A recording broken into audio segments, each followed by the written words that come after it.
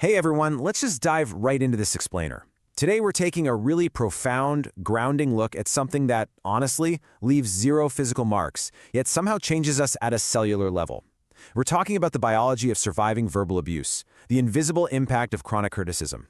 So, have you ever found yourself just freezing mid-sentence, like you're bracing yourself for a familiar sigh of disappointment?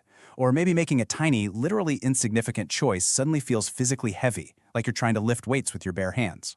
Well, why do small decisions suddenly feel so heavy? I really want you to know right off the bat, you're absolutely not alone in this. And no, it is not all in your head. What we're looking at here are the invisible symptoms of a battered nervous system. Things like forgetting a simple word right in the middle of a sentence, or catching yourself reading the exact same email 3 times and still not grasping it.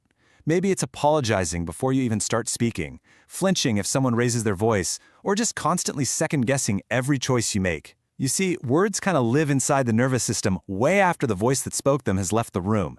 It's wild, but a single harsh sentence can echo for years, basically teaching your brain to hesitate before it even tries. Okay, so let's move into the clinical reframe, going from blame to biology. Listen, it is time to stop wondering what on earth is wrong with you.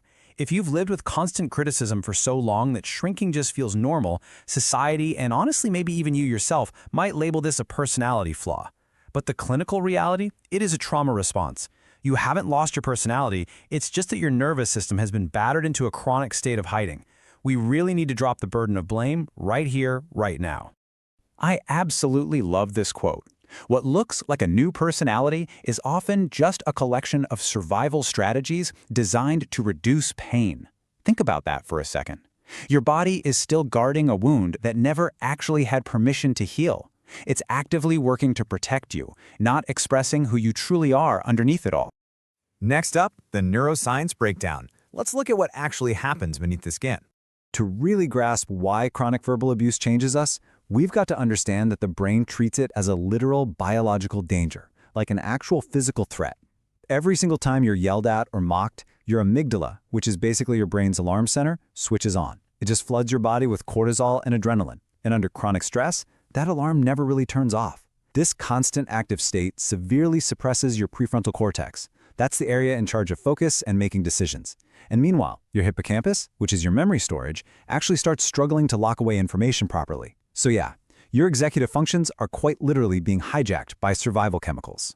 This biological suppression leads to a clinical state called hypervigilance. Basically, this constant stress leaves the alarm jammed in the on position. It turns your nervous system into this overly sensitive smoke detector, and it completely messes with how you perceive safe environments.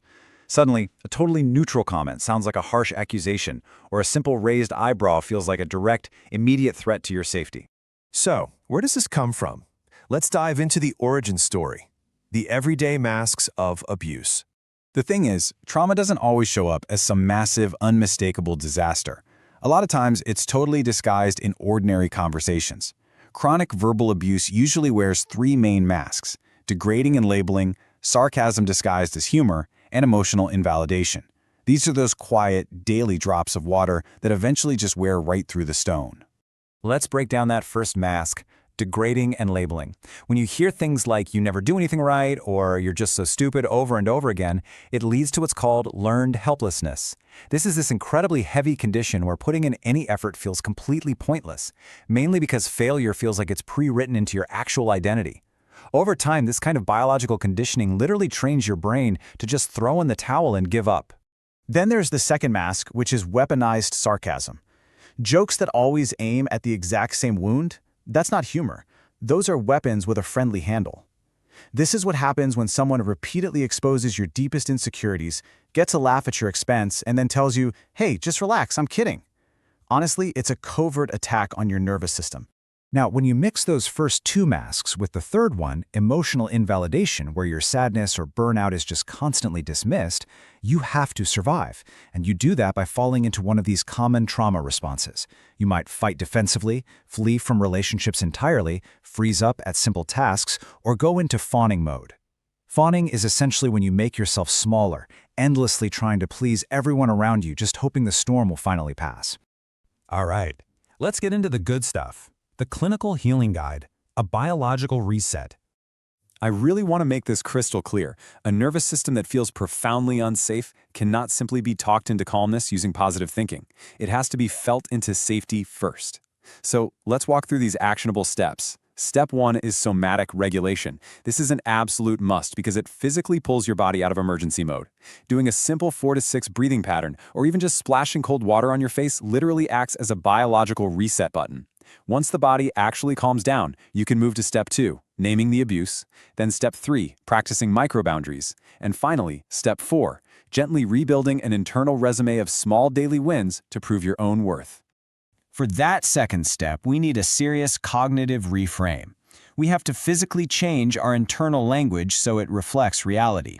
You've got to stop saying, "I'm just too sensitive," and start acknowledging the clinical truth. I was verbally harmed. Naming it correctly strips away all that false guilt you've been dragging around for far too long. And as you start practicing those micro-boundaries in step 3, please keep this quote in mind. Boundaries are not walls built to hurt others. They are doors built to protect you. Start super small. You can use tiny, totally manageable sentences like, "I'm not comfortable with that tone," or honestly, just, "I need a break." Those are your doors. Don't be afraid to use them. Finally, let's look at the prognosis. Rebuilding your reality. I want you to look toward the future of a healed nervous system. Just imagine a version of yourself who no longer flinches at a raised voice, who can actually read a text message without rehearsing absolute dread, and who can finally make a decision without apologizing for simply taking up space. Please let this truth ground you today. You were never broken. You were surviving an environment that just wasn't built for your heart. That future? That's not a fantasy. It is exactly what happens when the nervous system finally learns that the war is over. And remember, you can always borrow safety through co-regulation with a trusted friend or a therapist. I want to leave you with this powerful question right here at the end. When did you realize the problem wasn't you, but what you lived through? If this explainer felt like it was describing your life, please drop a comment and share your moment of realization. Your words might just be the exact burst of courage someone else needs to start their own healing today. Thanks so much for hanging out and learning with me, and I'll catch you next time.